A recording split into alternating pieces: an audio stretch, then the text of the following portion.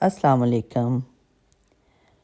किड्डा मुश्किल है गल समझना कि अपना मारे ना ते ओह् छावें सुट्टदा ए।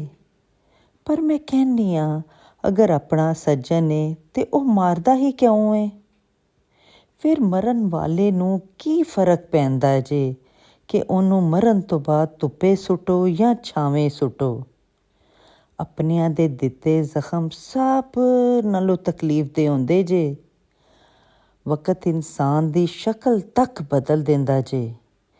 फिर रिश्तेआं दा बदलना केह्ड़ी वड्डी गल्ल जे।